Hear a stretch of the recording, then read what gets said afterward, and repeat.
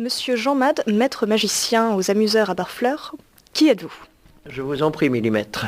Jean Mad, c'est d'abord un jeune garçon qui a découvert la magie quand il avait 9 ans, qui a été complètement émerveillé par un magicien. Donc il est allé le voir après, il lui a dit qu'il était complètement sous le charme, qu'il voulait faire ce métier. Ce monsieur était extrêmement gentil, il l'a pas envoyé promener, il lui a donné quelques conseils. Et puis, quelques années plus tard, les choses se sont concrétisées. Et ça fait maintenant quand même plus d'un demi-siècle que j'ai la chance d'exercer cette passion, cet art qui est devenu mon métier. Comment êtes-vous devenu maître magicien? Alors ça, c'est pas moi qui l'ai décidé, ce sont mes pères, que ce soit aussi bien ceux du Magic Castle de Hollywood, qui est l'académie de magie mondialement reconnue, que ce soit la Fédération des prestidigitateurs qui m'ont décerné la médaille d'or de Rébéroudin, que ce soit l'Académie des Mandrakes qui m'ont décerné le premier Mandrake qui a été décerné à la télévision. J'ai eu la chance d'avoir au cours de ma carrière beaucoup de récompenses et de choses qui m'ont vraiment fait chaud au cœur, mais c'est eux qui décident que je suis un maître, c'est pas moi qui peux le formuler. Qu'est-ce qu'un marchand de rêves et d'illusions? Eh bien, comme son nom l'indique, un marchand de rêves et d'illusions, c'est quelqu'un dont la profession est de faire plaisir, de distiller du bonheur, de distiller du rêve. Le rêve est quand même le support pratiquement essentiel de toutes les espérances. Et ce titre, c'est pas moi qui l'ai trouvé, c'est mon épouse qui est ma compagne et ma partenaire sur scène, qui un jour m'a dit « Tu es un marchand de rêves » et nous avons donné ce titre au premier spectacle que nous avons fait dans notre théâtre, puisqu'on a dirigé pendant plus de 22 ans un théâtre à Paris qui avait la particularité d'être sur un bateau devant Notre-Dame à Paris. Et donc ce théâtre qui était entièrement consacré à la prestidigitation et à l'art de l'illusionnisme, le premier spectacle était Marchand de rêve. Et ça m'est resté, beaucoup de mes confrères et de mes amis utilisent ce vocable pour parler de moi. Quel a été votre parcours avant d'arriver à Barfleur? Quel sera-t-il ensuite une fois que vous aurez fermé? Eh bien, je vais vous faire une réponse qui va vous surprendre énormément parce que mon parcours a commencé à Barfleur. Parce que je suis né à Cherbourg, j'ai passé les 12 premières années de ma vie à Valogne, et il y avait à Barfleur un monsieur qui s'occupait à l'époque du comité des fêtes, qui avait entendu dire qu'il y avait un jeune homme, un jeune garçon qui faisait de la prestidigitation. Il a contacté mes parents, et la première fois que l'on m'a donné un cachet, que l'on m'a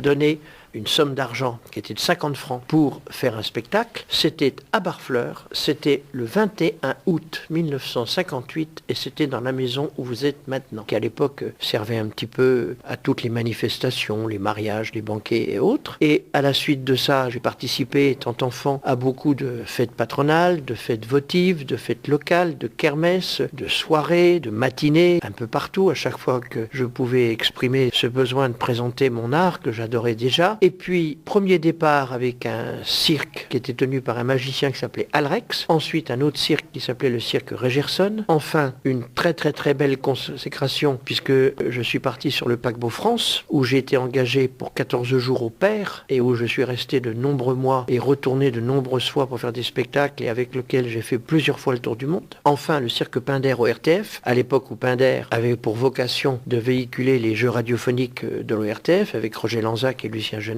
Et puis ensuite, les cabarets, les music-halls à Paris, les tournées avec des grandes vedettes, les tournées à l'étranger. Je suis allé en Asie, en Russie, j'ai travaillé à Las Vegas, j'ai travaillé en Amérique du Nord, en Amérique du Sud, et j'ai fait, je crois, toutes les scènes, les théâtres majeurs en Europe. Et retour à Barfleur. Mes projets, ils sont très simples, puisque moi, je considère que ma carrière commence demain. Mes projets, ils sont simples, c'est de transporter ce monde de rêve, ce monde d'illusions, ce musée qui est consacré au spectacle, qui est consacré aux artistes visuels qui risquent leur vie, qui durant toute leur existence cherchent ce qui peut émerveiller, enthousiasmer les spectateurs, c'est de le transporter sous d'autres horizons pour à nouveau faire rire, amuser, émerveiller et faire découvrir le monde de Jean Mad, le monde magique de Jean Mad, à d'autres enfants et d'autres grands-enfants. Avez-vous des inspirations pour votre spectacle ou fabriquez-vous vos tours vous-même? Alors, moi je ne parle pas de tours, je parle de moments de spectacle. Je ne suis pas seul, nous sommes une équipe constituée. Tout ce qui est ici, j'entends au niveau du spectacle, est fabriqué par nos soins. Les costumes sont faits par des grands costumiers. Les accessoires qui sont au musée n'ont rien à voir, appartenaient à des grands magiciens du passé, ainsi que d'autres grands artistes de cirque, de music-hall, des marionnettistes, des ventriloques qui faisaient des ombres chinoises. Il y a une énorme collection d'affiches anciennes.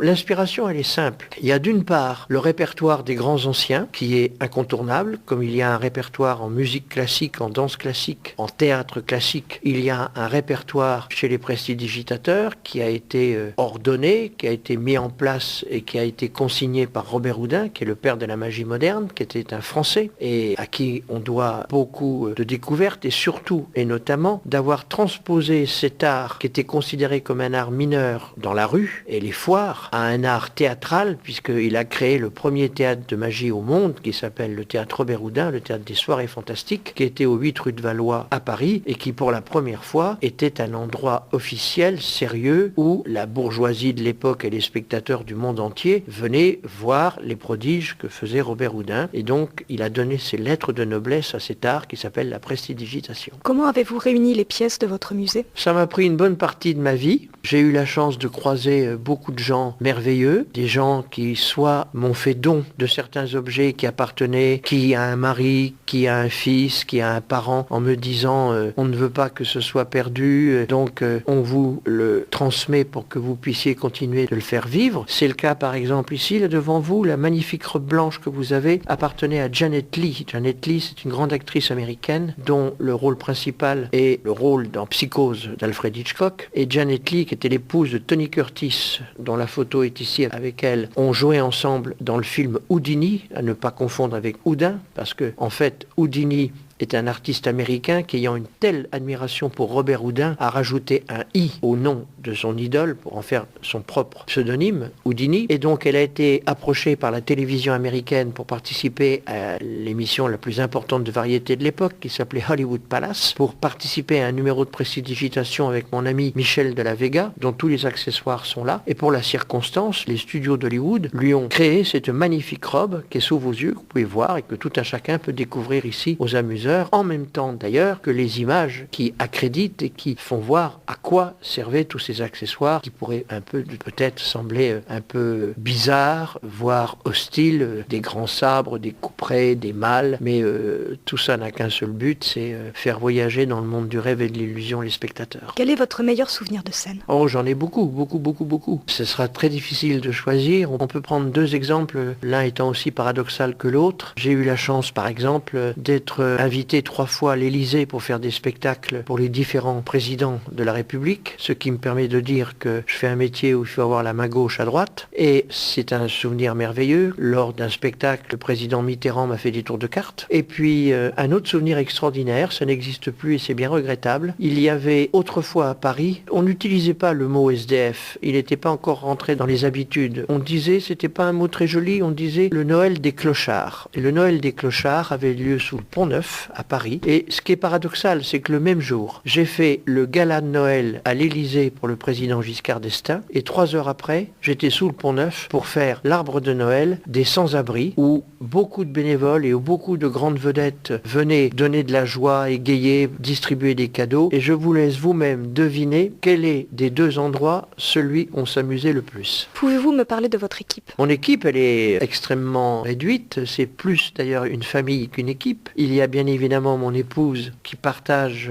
cet enthousiasme et cette envie de faire ce type de profession depuis 27 ans maintenant. Et puis on a celui qu'on considère comme un fils spirituel qui est Francky, qui est notre régisseur et qui travaille avec nous depuis de longues années et qui est un peu le géo-trouve-tout et le professeur Nimbus des amuseurs, c'est-à-dire qu'il est partout à la fois, il est à la fabrication des accessoires, il est à la machinerie du spectacle, il est à l'ordonnance que tout se passe bien, et il reçoit les gens, il a toujours un mot gentil, une explication. Donc c'est plus une petite famille qu'une équipe. Avez-vous quelque chose à ajouter? Oui, que j'ai passé un merveilleux séjour dans le Cotentin, que j'ai été ravi de retrouver des régions qui me sont infiniment chères à mon cœur, et qu'il n'est pas de bons amis qui ne se quittent, et je vais donc partir vers d'autres horizons, mais je reviendrai de temps à autre leur dire un petit coucou.